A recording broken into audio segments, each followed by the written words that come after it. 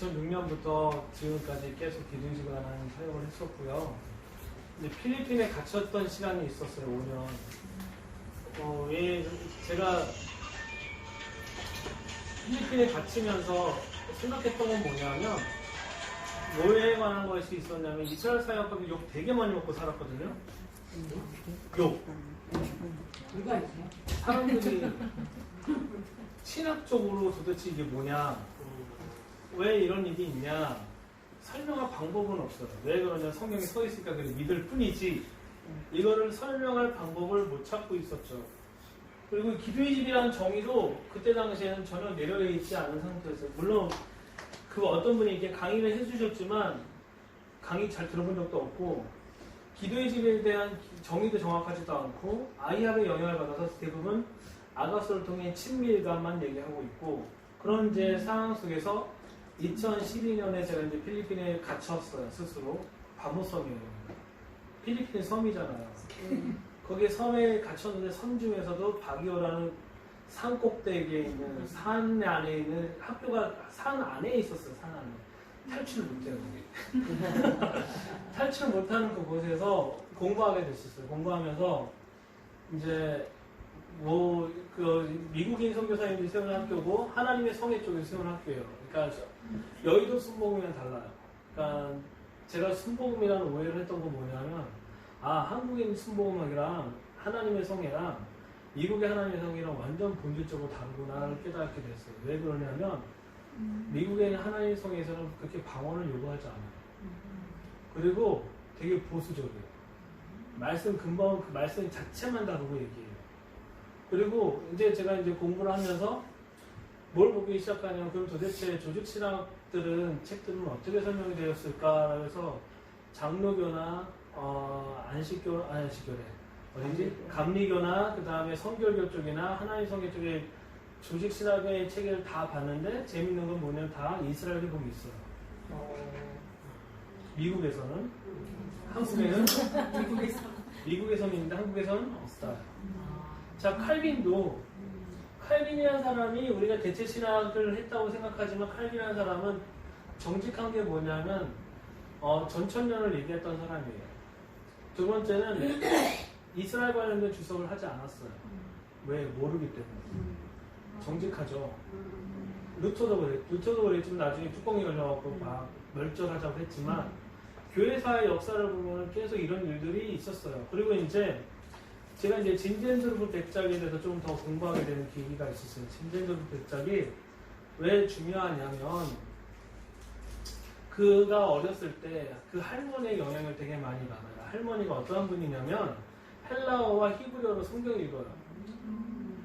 헬라어와 히브리어 성경을 읽는데, 중요한 건 그 당시에 경공파의 되게 유명한 분들이 항상 집에 토요일마다 와서 말씀에 관한 토론을 했던 사람들을 옆에서 맨날 들었던 거예요. 진젠드루프 백작이. 얼마나 말씀에 토대가 쫙 잡힌 사람이겠어요. 그렇죠? 근데 그 사람이 19살 때 신비적인 체험을 하고 난 다음에 이제 신비주의적인 걸로 나가죠. 그러면서 기도의 집이 시작이 되는 거예요. 그리고 나서 이제 모라비안 교도를 만나서 이제 헌혈축에 이제 기도의 집을 시작했지만, 진젠드루프 백작의 기본 베이스는 뭐냐면 말씀이잖아요. 신비주의도 있지만 말씀이 기반이 있으니까 흔들리지 않는 거예요, 이 부분이.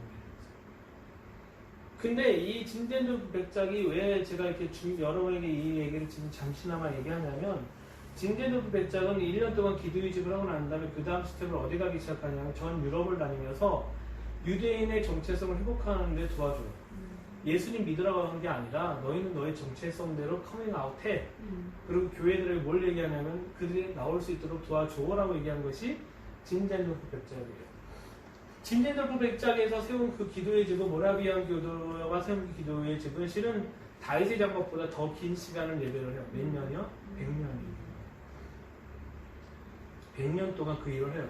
이 100년의 기간 동안에 누굴 만나냐면 바로 웨슬리를 만나요. 웨슬리가 경험하잖아요. 그쵸? 모라비안 교도를 만나면, 와, 이런 데가 어디냐 하고 쫓아 들어왔어요.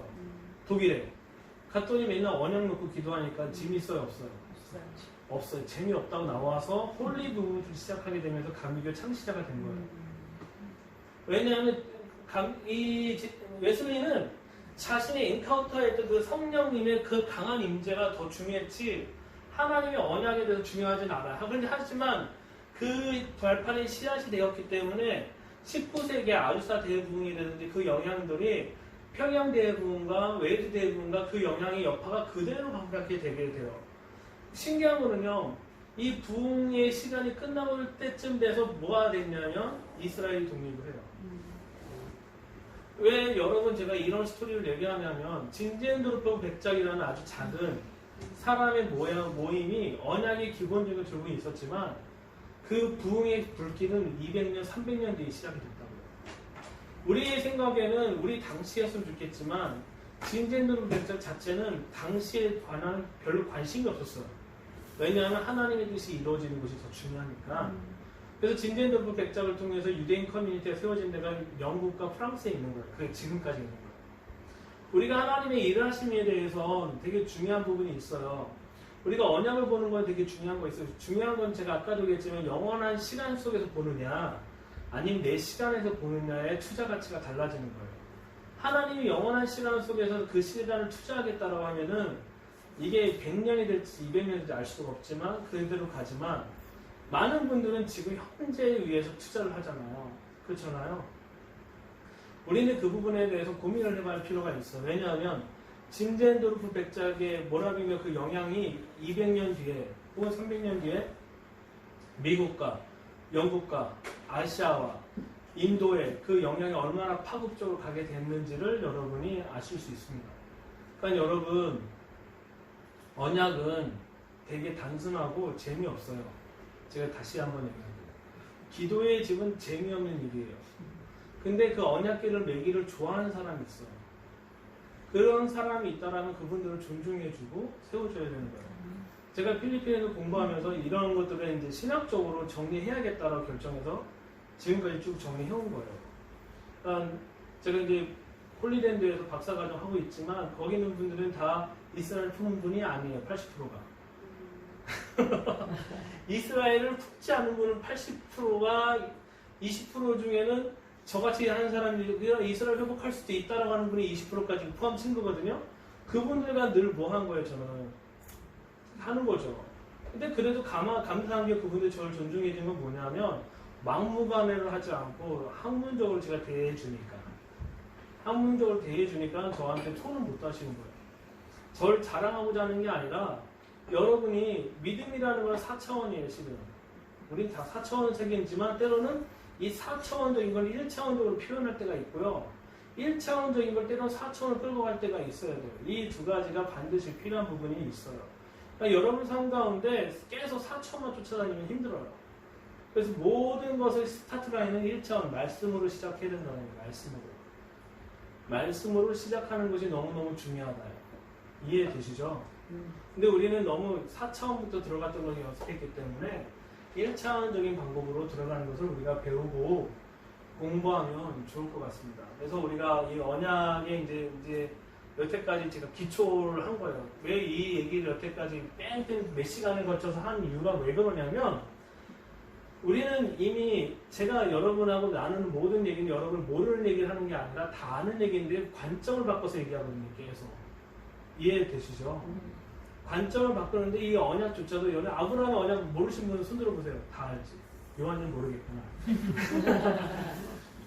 다 아는 얘기지만 그 다 아는 얘기를 어떻게 하나님의 킹덤의 관점을 설명할 거냐가 제일 중요한데 그걸 제가 바로 들어가면 여러분은 나도 알아 이렇게 넘어가는데 이런 제가 계속 정리해놨기 때문에 이제 제가 얘기하는 거에 대해서 이제 조금은 잘 들어올 수 있는 이제 단계가 되었기 때문에 이제부터 이제 본론을 들어가는 거예요. 본론. 이제 본론을 들어가는데 이 본론을 들어가는데 이 언약이라는 게 너무너무 중요해요.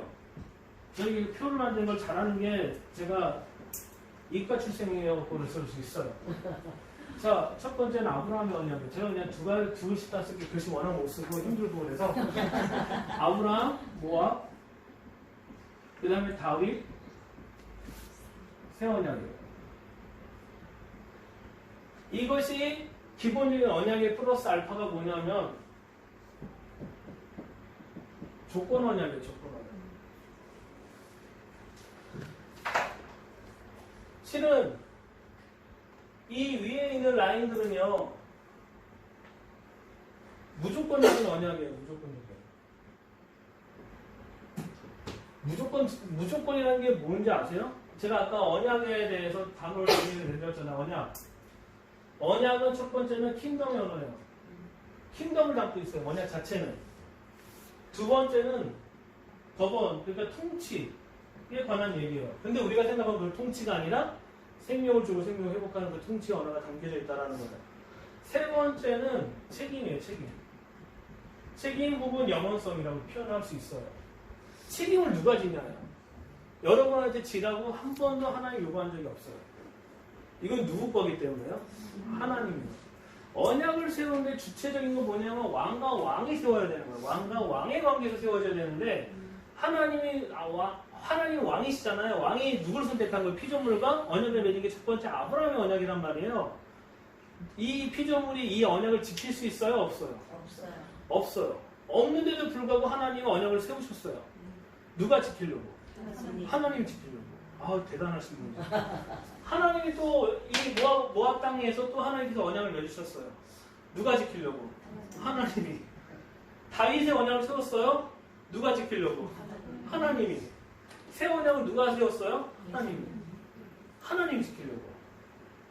이걸 이해하면 끝난 거예요. 여기 우리의 조건이 들어갈 수 있어요? 없어요? 근데 우리는 신앙생활을 거꾸로 배웠어요. 다. 우리는요, 조건이 여기고요, 무조건 이 언약들이 이 위에 있어요. 그러니까 이 조건 자체가 흔들려 버리면 어떻게 돼요? 다 무너져 버려요. 근데 반대로 이렇게 돼야 되는 거 아니에요? 이렇게 돼야 되는 거 아니에요? 이 조건은 흔들려도 전체적인 흔들리지 않는 거예요. 근데 우리는 아까 제가 교회에 소개했지만 서신서만 계속 공부하다 보니까 뭐가 익숙해진 거예요?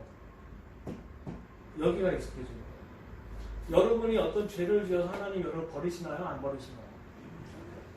하나님 이스라엘 버리셨나요? 안 버리셨나요? 하나님이 이스라엘 버렸다라면 나도 버리고 여러분도 버려요. 근데 하나님이 이스라엘 안 버렸다라면 여러분도 안 버린다. 그래서 하나님은 반드시 뭐 하셔야 돼요? 이스라엘을 붙잡아야 돼요. 하나님은 이스라엘에 관한 얘기는 무조건적으로 당신의 뜻을 이루시고 성취하셔야 되는 것이 하나님의 일이세요. 왜요? 누구 때문에? 이방인들 때문에. 이스라엘 버리면 누구도 버리는 거예요? 우리도 버리는 거예요. 그럼 우리 안 버리겠다는 증명하려면 반드시 누굴 붙잡아야 돼요? 이스라엘 붙잡아야 되는 거예요. 그래서 이건 하나님의 무조건적인 거예요. 조건이 있을 수가 없단 말이에요. 근데 우린 이게 더 좋아요, 지금. 솔직히 까놓고 얘기해요. 여태까지 조건 걸고 뭐 해본 적 없으세요? 40일 기도, 헌금, 11조, 모든 거 다 뭐가 있었지 않았어요? 조건이 있지 않았어요? 그리고 들어서 12.2조를 했더니 하나님 어떤 복을 주셨다가 들으면 그 다음에 12.2.5조를 주지 않나요? 더 받으려고. 우리는 학생들이 이 12월 달쯤 되면 뭐 하기 시작해요? 무슨 기도예요? 수능생을 위한 기도를 하잖아요. 그렇죠? 뭐를 위한 기도예요? 뭐를 위한 기도? 조건이란 걸 우리는 되게 만들면 만들어서 끝도 없어요. 근데 이 무조건적인 언약은 조건을 걸 수가 없어요. 여기는 자체가 하나님께서 하시겠다는 얘기인 거예요. 하나님이 이 언약을 어디에 담아놨냐면 이스라엘에 담아놨다는 얘기예요. 이스라엘. 그러면은 이스라엘을 품는다는 얘기는 이걸 품고 있다는 얘기예요. 언약. 무조건적인 언약. 근데 이스라엘 사역자분들이 정말 죄송하지만 저까지 옛날에 포함해서 이게 더 좋았어요. 이스라엘 축복하면 복 받는데요. 들어본 적 없으세요? 이스라엘 풀어야지, 이스라엘 품어야 계시가 풀려. 막 그런 얘기가. 자꾸 조건 얘기하잖아요. 우리는 이 영역에서 이제 실제적으로 더 깊게 들어갈 필요가 있어요. 그래서 아브라함의 언약은요, 창세기 12장 1절부터 3절이에요. 우리 한번 보도록 하겠습니다.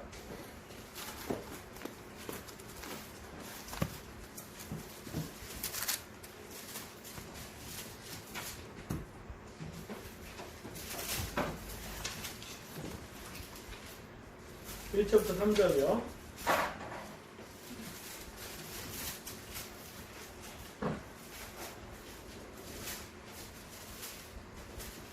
1절부터 3절 다 찾으셨나요? 네. 같이 읽겠습니다. 시작. 여호와께서 아브라함에게 이르시되 너는 너의 고향과 친척과 아버지의 집을 떠나 내가 너에게 주를 주라노라. 내가 너로 큰 민족을 이루고 내게 복을 주어 내 이름을 창대하게 하리니 너는 복이 되리라. 너를 축복하는 자에게 내가 영광을 너를 저주하는 자에게 내가 저주하리니 땅의 모든 족속이 너로 말미암아 복을 얻을 것이라 하시니라. 아멘. 이 말씀이 성취가 되었나요? 안 성취가 되었나요? 안 되었죠. 아직. 왜 그러냐면 아브라함의 언약에는 뭘 담고 있냐면 우리가 모르는 게 하나가 있어요. 모르는 게 있어요. 첫 번째는요. 킹덤이에요. 뭐지? 순간 당황스럽지 않아요? 킹덤. 두 번째는요. 메시아예요. 자, 제가 설명해 드릴게요, 지금부터. 자, 내가 지시한 땅을 가라로 이게 땅에 관한 언약을 해요. 여기서부터 시작해요. 근데 보면은 내가 너를 큰 민족을 이루겠다고 얘기해요. 우리는 자꾸 이스라엘 국한돼서 생각을 해요. 우리는 믿음의 조상으로 말미암아 믿음의 조상이 누구예요? 아브라함이에요. 그렇죠? 하나님이 아브라함을 통해서 누구를 낳기로 결정한 거예요? 메시아한테 제가 하나씩 설명할게요. 아브라함을 선택하셨어요. 많은 사람들 중에 많은 사람 아브라함을 선택했는데 아브라함을 통해 나오기로 결정했는데 내 아브라함 너를 통해 말미암아서 아브라함이 착각을 했어요. 그래서 누가 나온 거예요? 이스마엘. 근데 아니다. 누구를 통해 너와 사라를 통해 나올 사람이다 라고 해서 이삭을 선택을 해요. 조건이 있어요. 여기에 어떤 조건이 있나요? 없나요? 하나님이 선택한 거예요. 이삭이라고. 그렇죠? 그리고 리브가 이삭아 야곱이 있죠? 야곱의 12아들이 있었어요. 그렇죠? 12아들 중에 하나님 누굴 선택했어요? 유다를 선택했죠. 여기 조건이 있어요? 없어요? 없죠? 유다 중에 또 누굴 선택했어요? 다윗을 선택하셨죠. 이제 다 반복이에요. 이제부터. 다윗을 선택했지만 이 모든 선택의 포커스 누구한테 맞춰져 있냐면 메시아. 메시아에게 맞춰졌다고요. 자, 그 메시아가 세우실 나라가 어떤 나라예요? 킹덤이잖아요. 그거를 아까 창세기 18장 18절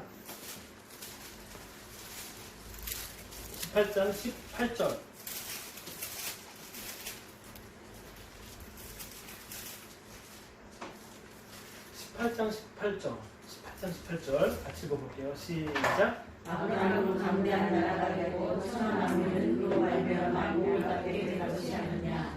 자, 보면은 아브라함은 강대한 국가가 될 거예요. 다른 말로 하나님의 킹덤이 될 거라고 얘기하고 있어요. 그래서 이 부분이 뭐냐면 아브라함으로부터 시작된 건 킹덤과 메시아에 관한 하나님의 언약의 시작이 포인트가 되었다는 것을 설명하고 있어요. 다시 창세기 12장 2절에 가면 내게 복을 주어 내 이름을 창대케 하리니 너는 복의 근원이 될 거라고 얘기한 거는 단지 복을 얘기하는 게 아니라 창조주 하나님과의 커넥션을 갖게 되는 그 라인이 너를 통해서 시작이 될 거라고 얘기해요.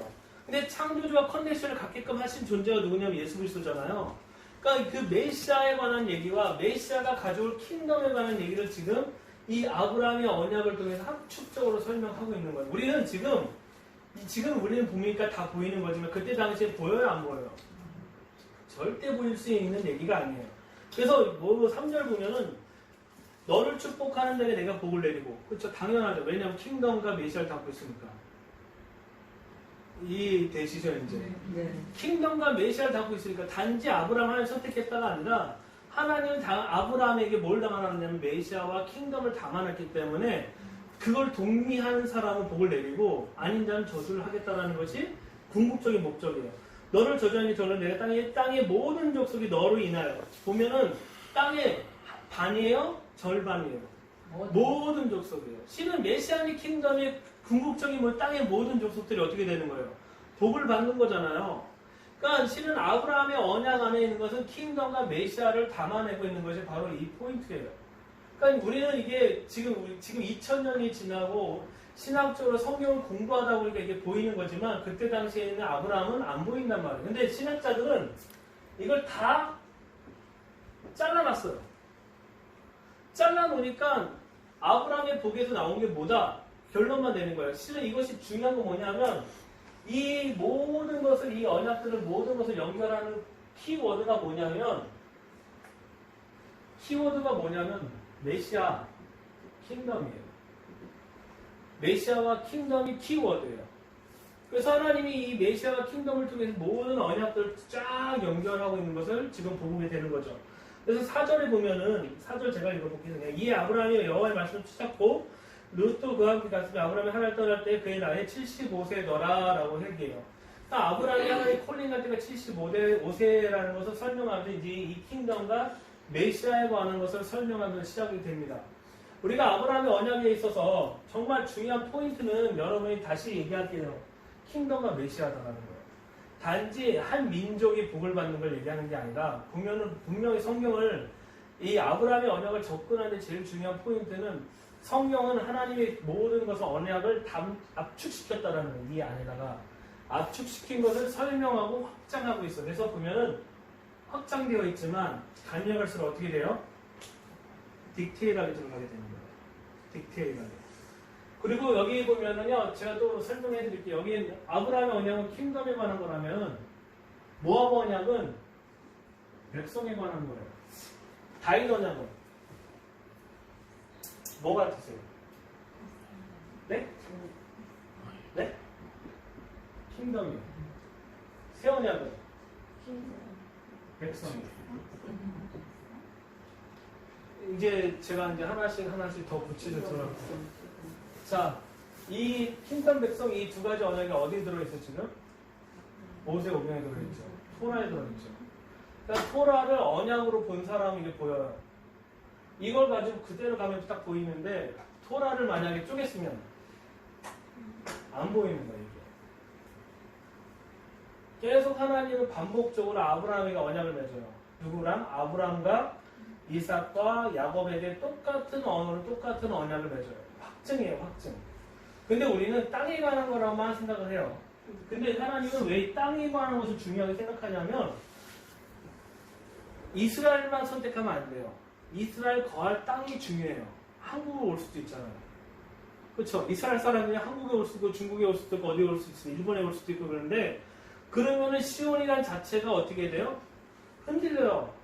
그래서 하나님은 땅을 적시하는 건 뭐냐면 내가 지시한 땅이라는 것을 가나안 땅 딱 명시한 거는 이 가나안 땅에서 벌어질 일만이 누구의 일이다? 하나님의 일이라는 거예요. 그리고 가나안 땅에서 보여질 킹덤이 누구의 킹덤이다? 하나님의 킹덤이라는 거예요. 하나님이 이거에 대해서 적시해서 설명을 정확하게 설명하면서 집중하면서 설명하고 있는 거예요. 우리가 에덴 동산을 보잖아요. 에덴의 동산을 보지만 에덴의 킹덤으로 이해하시는 게 너무너무 중요한 포인트예요. 자, 그 다음 걸 보겠습니다. 그래서 이 아브라함의 국가적인 것이 여기 담겨져 있고요. 제가 좀 강의안을 조금 볼게요. 왜냐하면 저도 이걸 축약을 해야 되기 때문에. 그래서 아브라함에 대한 약속이 있는데요. 뭐냐면요. 첫 번째는 뭐에 관한 거냐면요. 복의 근원이 될 거라고 설명하고 있고요. 두 번째는 뭐냐면 후손에 대한 약속이지만 그 후손이 누구냐? 다 우리는 아브라함의 후손이 될 거라는 거. 누구? 믿는 자. 그렇죠? 세 번째는 뭐냐면은 이방인에 대한 약속에 관한 건데 화콜을 하려고 아까 얘기했지만 모든 이방인이 그의 킹덤 안에 들어가게 될 거다라고 설명하고 있는 게 아브라함의 언약이에요. 자, 그 다음에 모압 언약은 어디냐면요. 신명기 28장부터 1절부터 10절이에요. 아, 30장이요. 그 다윗의 언약은 사마 7장 10절부터 16절이에요. 새 언약은 예레미야 31장 31절부터 34절까지.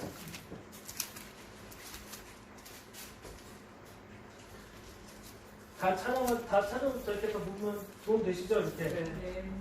자, 새 언약 볼게요. 새 언약 이제 모압 언약 볼게요. 신명기 30장 1절부터 10절이요.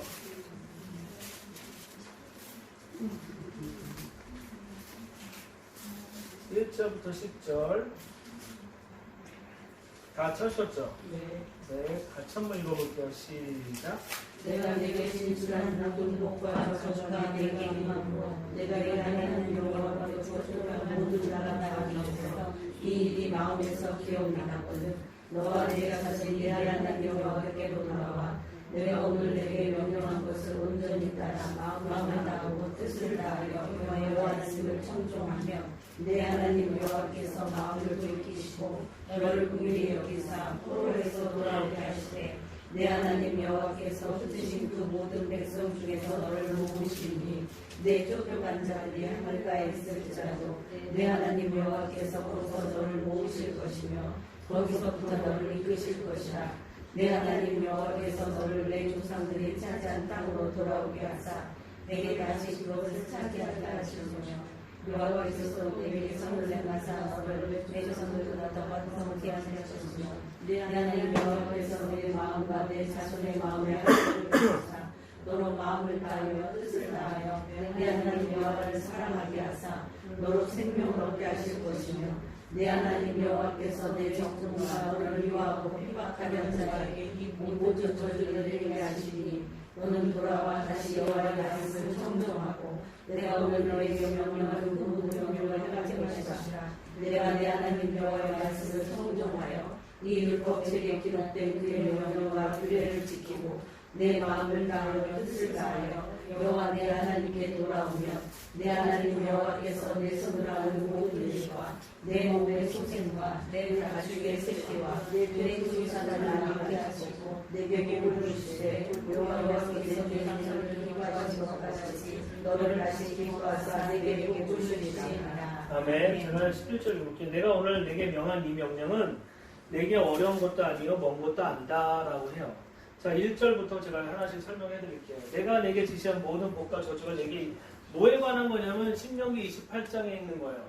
여기 조건적인 언약은요, 출애굽기 19장 5절하고요, 신명기 28장 1절부터 끝까지예요. 이 조건에 관한 얘기를 하고 있는 거예요. 조건하고 난 다음에 기억나거든. 너와 내 자손이 내 하나님께 여호와께 돌아와 내가 오늘날 내가 명한 것을 온전히 따라서 마음을 다하고 성품을 다하여 여호와의 말씀을 순종하면, 자, 이 언약의 주체가 누구에게 되어 있냐면 다 백성에게 되어 있다는 걸 볼 수 있어요. 그렇죠? 백성인데 누구 백성이에요? 이스라엘. 자, 신명기에 예언된 건 뭐냐면 특별히 이스라엘 백성이 디아스포라 될 걸 이미 설명되어 있어요. 그렇죠? 땅 들어가기도 전에 뭐 한 거예요? 쫓겨날 걸 예언하고 있잖아요. 그럼에도 불구하고 내가 너를 어떻게 하겠다? 다시 모으겠다라고 지금 설명하고 있어요. 따라서 마음을 다하고 성품 다하여 여호와의 말씀을 순종하면 내 하나님 여호와께서 마음을 누가 돌이키시겠다고요? 하나님이 돌이키겠다는 거예요. 마음과 성품을 다해 하나님께 나가면 누가 마음을 돌이킨다고요? 하나님이 돌이키고 너를 궁히 여기서 내 포를 돌리시되 내 하나님 여호와께서 너를 흩으신 그 모든 백성 중에서 너를 누가 모으신다? 내가 모으시겠다는 얘기예요.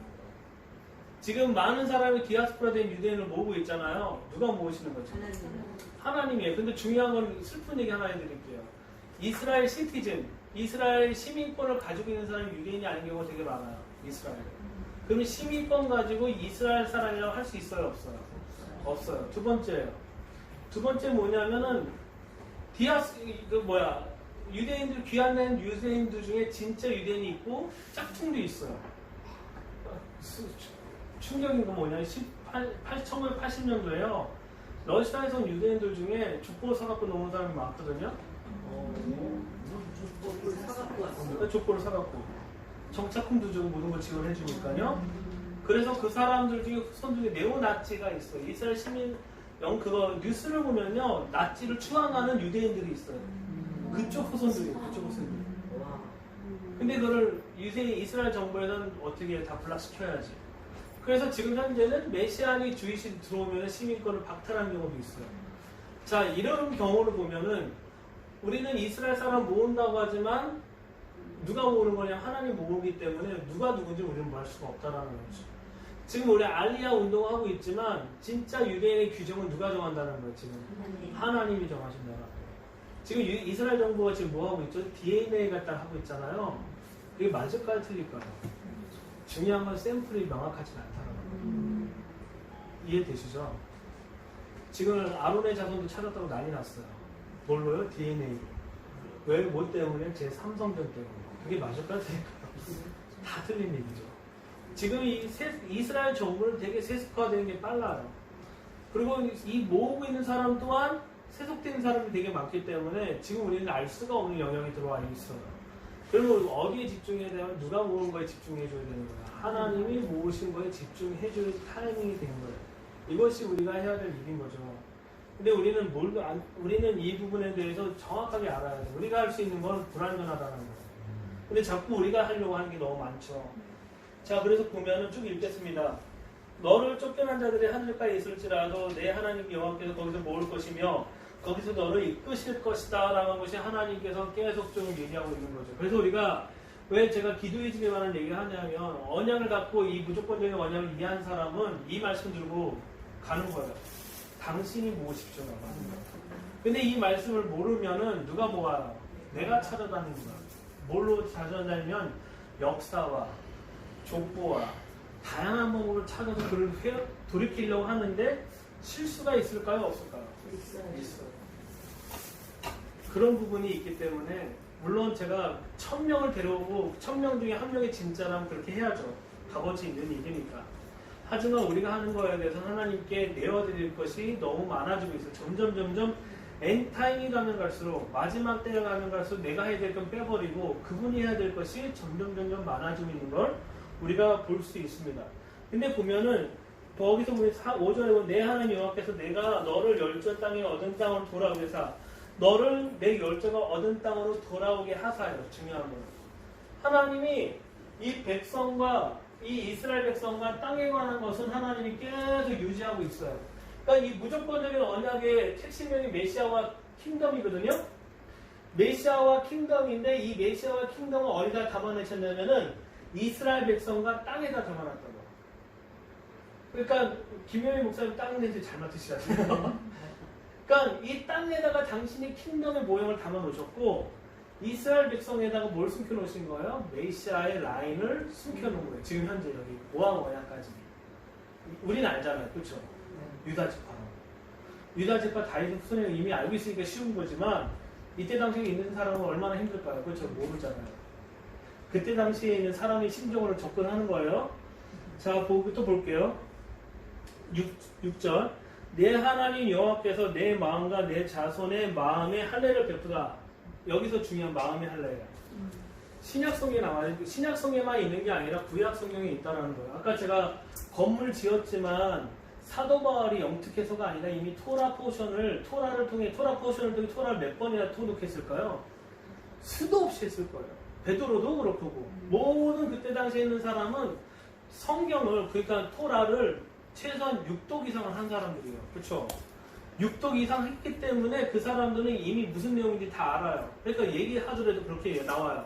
베드로가 오순절 성령을 받고 난 다음에 갑자기 요에서 얘기한 거는 계시받은 게 아니라 이미 알고 있는 내용인데 이게 이 말씀이 이거구나 하는 걸 깨닫는 거죠. 이해되시죠? 그래서 하나님이 마음의 할례라는 얘기는 이미 여기서 나와 있어요. 그러니까 하나님의 중심에 관한 것을 얘기하고 있어요. 계속. 우리가 우리가 법에 관한 것을 적어요. 613가지가 있어요. 여기. 613가지가 있고 613가지는 시작은 어디서 있어요? 10계명에서 시작된 거잖아요. 이해되시죠? 네. 그리고 여기는 더 중요한 거 2가지 계명이 하나님을 사랑하는 거, 내 이웃을 내 몸같이 사랑하는 거에서 확장된 게 이거잖아요. 그쵸? 이 10계명에서 더 확장된 게 613가지잖아요. 그쵸? 근데 여기다 플러스 알파 하는 사람이 누구냐면 랍비들이에요. 바리새파. 그래서 사람들이 실수하는 게 바로 이렇게 들어가는 거예요. 이 잘못된 거 아시겠죠, 이제? 이걸 우리는 언약이라고 배웠는데 그게 언약이 아니라고요.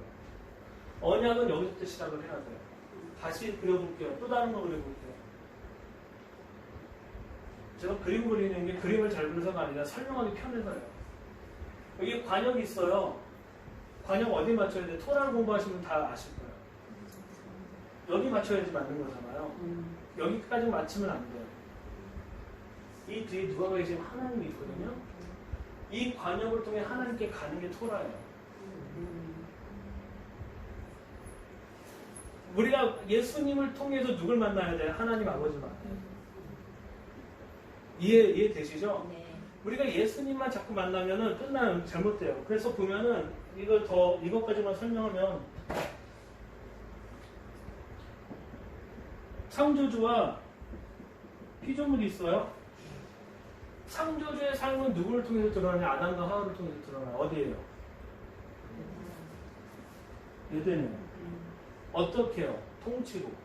그 통치가 뭘로 드러나요? 하나님이 뭐 하라고 해서 다스려 지키라고 했잖아요. 그것을 이 피조물 아담과 하와가 어떻게 해요? 살아내니까 드러나는 거예요. 창조주의 삶은 누구를 통해 드러나는 거예요? 피조물을 통해 드러나는 거예요. 자, 두 번째. 왕이 있고 백성이 있어요. 왕의 삶은 어떻게 드러나냐면 백성이 왕의 말을 들을 때 이 킹덤 안에 드러나는 거 맞잖아요. 그렇죠? 이해되시죠? 이분이. 자, 신랑, 신부. 여기 여성분이 많으신데 지금 신랑의 삶은 뭘로 드러나냐면 신부를 통해서 드러나요. 그렇죠? 무슨 얘기예요? 우리가 100만 원 벌어갖고 오면은 신랑은 100이라는 걸 줬지만 이 100을 갖고 신혼집에 삶을 드러내잖아요. 하나님은 이스라엘 백성을 지속적으로 뭐라고 불렀냐면 신부라고 불러요. 하나님의 삶을 누굴 통해서 드러내고 있는 거예요? 신부를 통해 드러나는 거예요. 아버지, 자녀, 유업이에요. 아버지의 삶은 누굴 통해 드러나요? 자녀를 통해 드러나요. 이 자녀를 통해 드러나는 것이 곧 뭐예요? 아버지의 유업이에요. 성경은 이렇게 구조가 되어 있어요. 그래서 창조주의 삶은 누구를 통해 드러나요? 피조물을 통해 드러나요. 그 창조주가 하신 말씀을 살아낼 때 왕. 근데 창조주를 잘 이해 못하는 사람이 뭐의 컨셉을 줘요? 왕이란 컨셉을 줘요? 왕이란 삶을 누구를 통해 드러나냐면 왕이 한 말을 누가 들을 때? 백성이 들을 때 그 왕의 킹덤에 그대로 드러나게 되는 거예요. 할렐루야? 신랑의 삶은 누구를 통해 드러나요? 신부를 통해 드러나요. 여러분 지금 신부를 삼으셨잖아요. 많은 사람들이 친밀감으로 끝나지만 친밀감이 아니라 신랑의 삶이 나를 통해 드러나야 되는 거잖아요. 하나님이 이걸 얘기하고 있는 포인트예요. 그리고 아버지의 삶이 자녀를 통해 드러나는데 자녀가 이거를 대적한 스토리가 누구예요? 탕자 아니야, 탕자. 유업이라는 건 우리가 잘못 생각하고 있는 건 뭐냐면 아버지의 권세를 누려라가 아니라 아버지의 삶에 들어가는 게 작정가 맞는 거예요. 왜 성경에 보면 요셉의 아들이 아니냐는 게 바돌롬의 돌매의 아들이라고 하지 않냐고. 왜 그럴까요? 아버지의 삶이 그 자녀를 통해 드러나니까. 예수님이 아버지의 직업이 뭐이셨어요? 목수였잖아요. 그럼 예수님 뭐 하셨어요? 목수하셨죠. 딴 거 좀 하시지. 차라리 성서학자를 됐으면은 말씀 전할 때 강력할 텐데 그게 아니라 아버지의 삶을 그대로 가졌단 말이에요. 성경에서 얘기하는 포인트는 다 이런데 인본주의적인 사람들의 특징적인 거 다 뭘로 바꾸고 다 뒤집었어요. 다 뒤집었단 말이에요. 뒤집어지니까 성경이 보여요, 안 보여요? 안 보이는 거예요. 우리는 이 뒤집어진 걸 다시 다 원래대로 돌릴 필요가 있는 거예요. 하나님이 여러분은 오해할까봐 창조적 피조물 설명했는데 이걸 이해 못하는 사람에게 다음 단계, 왕과 백성의 관계 설명했는데 이해 못할까봐 다음 단계, 신랑과 신부의 설명했는데 다음 단계, 아버지와 자녀하면서 다음 단계 하면 하나님은 똑같은 걸 얘기하고 똑같은 컨셉을 얘기하지만 대상만 다를 뿐이다. 이해되시죠? 이해되시죠? 강제로 막 밀어놓고 있는데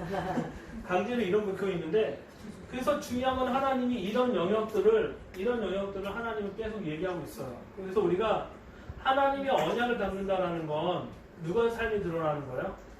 하나님의 삶이 드러나는 거예요. 우리가 언약을 맺는다라는 건 누구의 삶이 드러나는 거예요? 하나님의 삶이 드러나는 거예요. 그렇기 때문에 우리는 근데 중요한 건 불완전하기 때문에 이 드러나남이 완전해요, 불완전해요? 불완전하다는 거예요. 우리의 삶이 그래서 주님께 속해지고 들어가져 있는 이 언약적인 관계 속에서는 이 개념을 명확하게 이해해야 돼요. 그래서 여러분 주님의 신부 아니세요? 친밀감만 느끼지 마시고 신랑의 삶이 여러분을 통해서 나오도록 해야죠. 여러분에게 100만 원을 줬으면 그 100만 원과 또 뭐 해야 돼요? 집안 살림을 꾸며야지. 커피 마시면 돼요, 안 돼요?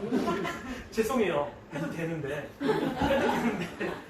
되는데 제가 성경 안에서 얘기하는 거예요. 기분 나빠하지 마시고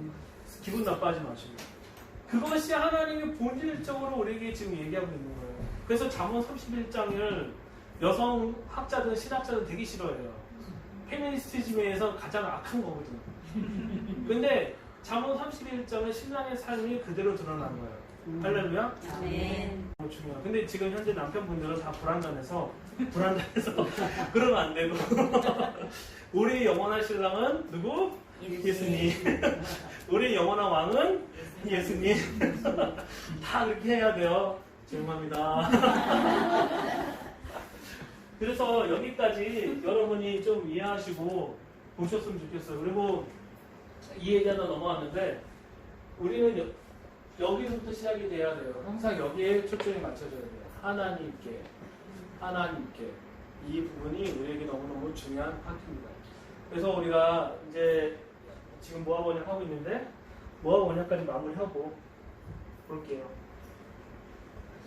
마음에 한의를 베푸사 너로 마음을 다하여 성품을 다하여 내 하나님 여호와를 사랑하게 하사. 누가 사랑하게 한대요? 하나님이 이스라엘 백성의 나를 사랑하게 만든다고 얘기해요. 이런 개념을 누가 체험했냐면 호세아가 그대로 가져와요. 호세아서 한번 읽어볼게요.